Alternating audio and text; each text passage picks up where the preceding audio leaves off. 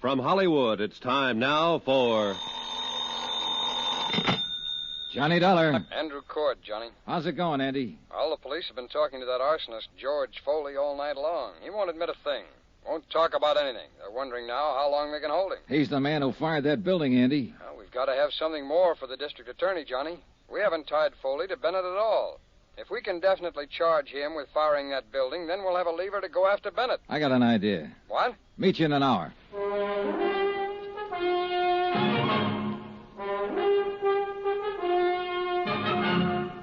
Tonight and every weekday night, Bob Bailey in the transcribed adventures of the man with the action-packed expense account, America's fabulous freelance insurance investigator. Yours truly, Johnny Dollar.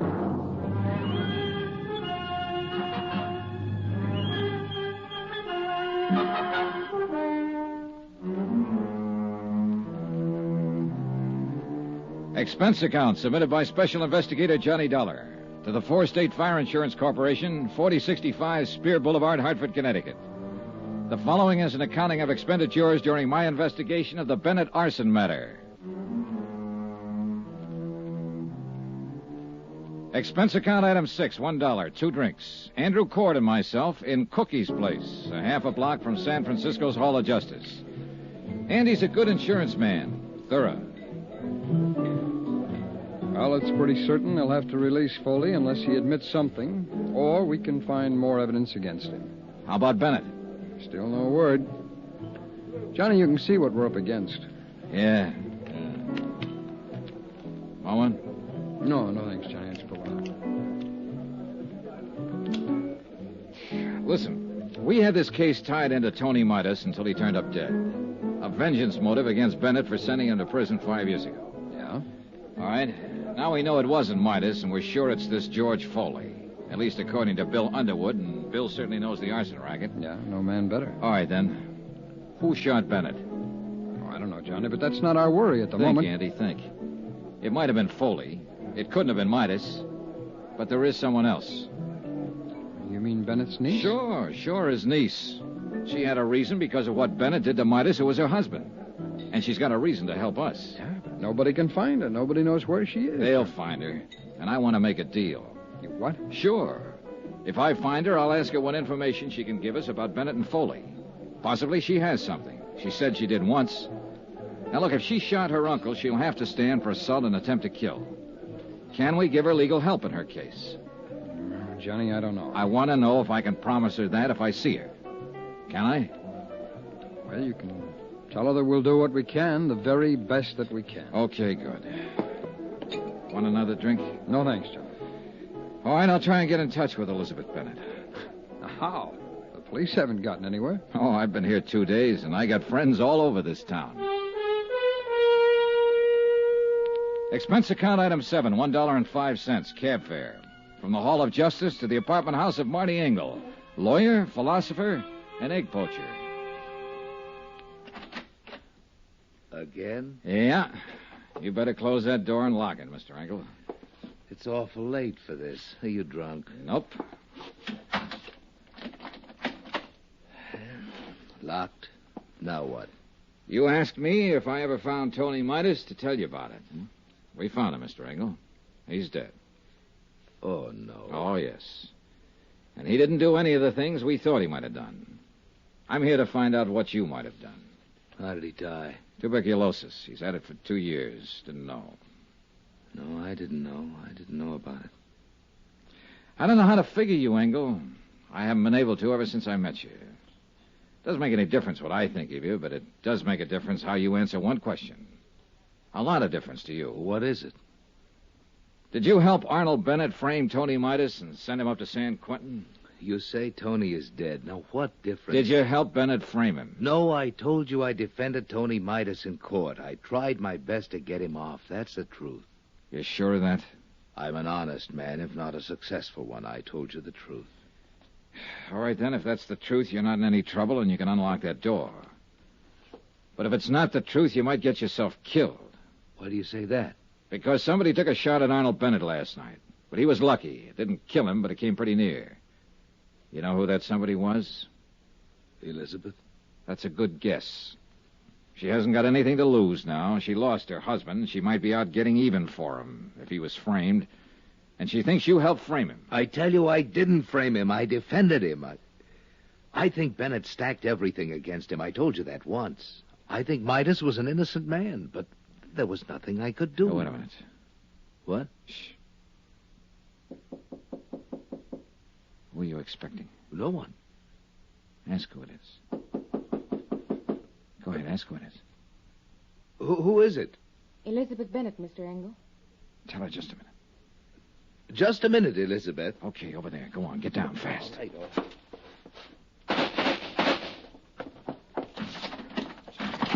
No, you don't! Engel, call the police. Hold it, Elizabeth, hold it up.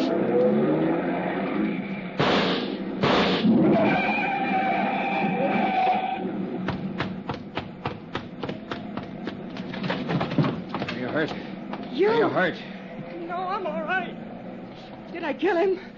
Did I kill him? No, Elizabeth, you didn't kill him.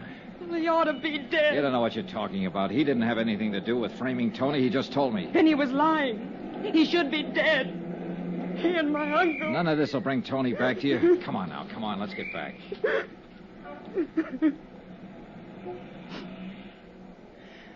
How many tramps have you met in your life, Mr. Dollar? A few. Come on. When you met my Uncle Arnold, you met a real one. He stole money from himself and made it look like Tony did it. And that one in there helped him. Why didn't you let me kill him? You're wrong about Engel. He didn't help your uncle. He tried to help Tony, honestly. Well, then I'm glad I didn't kill him. How's my uncle? He's getting better. Will he go to prison? We have to prove he hired somebody to fire the office building. He hired George Foley. I know that. Would you swear to Yes. it? Can you? Yes. He blamed it on Tony.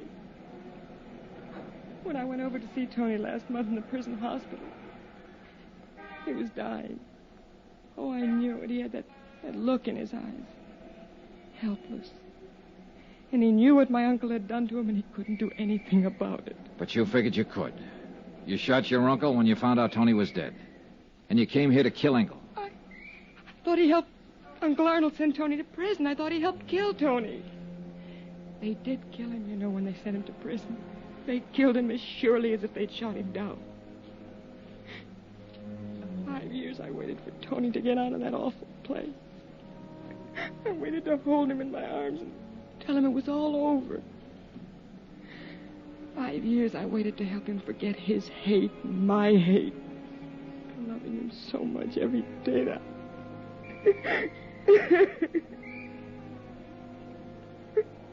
Now he's dead. What can you or I or anybody do about what they've done to Tony? Look at me, Mr. Dollar. I'm not what you'd call beautiful. I'm not even pretty. Nobody ever looked at me twice until Tony. He looked at me and he loved me. And now he's dead. And I'm dead inside. I'm dead inside, and I'll be glad when I'm dead outside.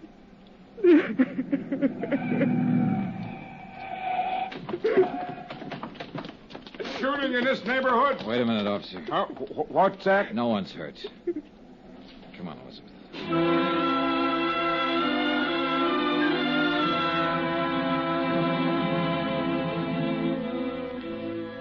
Elizabeth Bennett made a statement down at the Hall of Justice admitting she fired a shot at Arnold Bennett, hoping to kill him.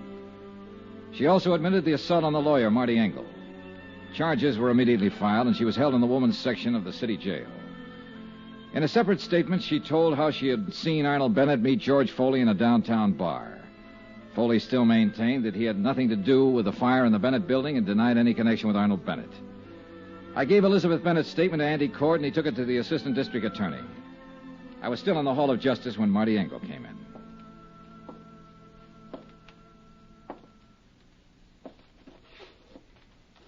Dollar?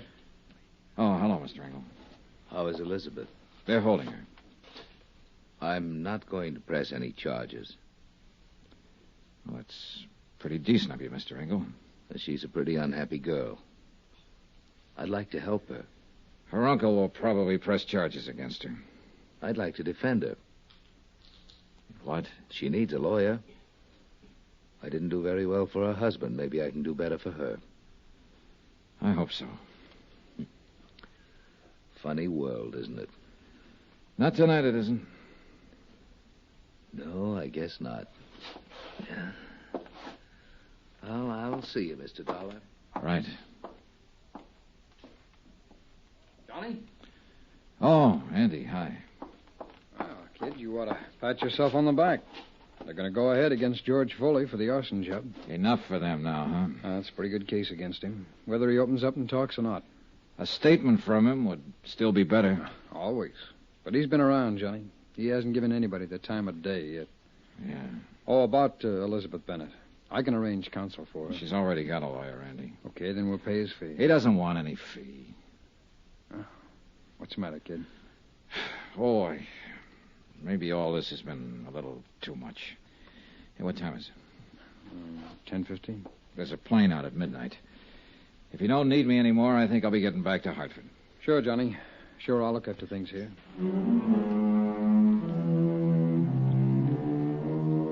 Expense account item 7, $49.65. Hotel and meals in San Francisco. Item 8, same as item 3, transportation back to Hartford.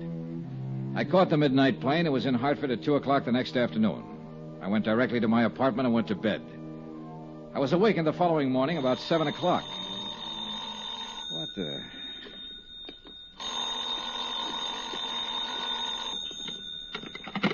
Johnny Dollar. San Francisco calling, Mr. Dollar. Okay. Is this Mr. Dollar? Yes, yes. Mr. Andrew Cord is calling. One moment, please. Go ahead, please. Johnny, Hi. can you come back to San Francisco right away? Should I... Well, I just got home. We need you again. Jake Eggleston is going to defend Foley in court. Eggleston. He's already got him out on a writ. What? This case is worth $500,000 to us, Johnny. If anything happens that Foley gets off, we won't have a chance to get Bennett. You sound scared. I am. Somehow, Bennett's holding the best cards again. We got a good case against Foley. Once that's settled, we can get Bennett. I want to make sure. Okay, I'll get the first plane. Thanks, Johnny. Even as I hung up the phone, I was thinking of Marty Engel's words. You'll never get Arnold Bennett. He's too good for you, Dollar. Too good for your insurance company, your fire investigators, everybody. No stronger man ever lived, he said.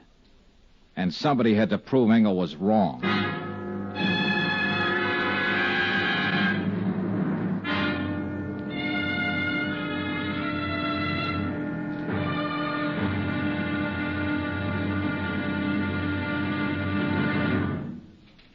Now, here's our star to tell you about tomorrow's intriguing episode of this week's story. Tomorrow, a fight against a strong man and one of the cleverest lawyers in the country.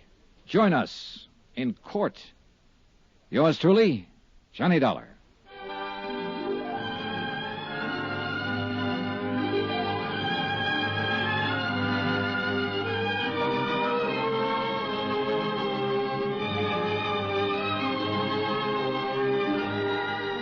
Yours truly, Johnny Dollar, starring Bob Bailey, is transcribed in Hollywood. Written by John Dawson, it is produced and directed by Jack Johnstone.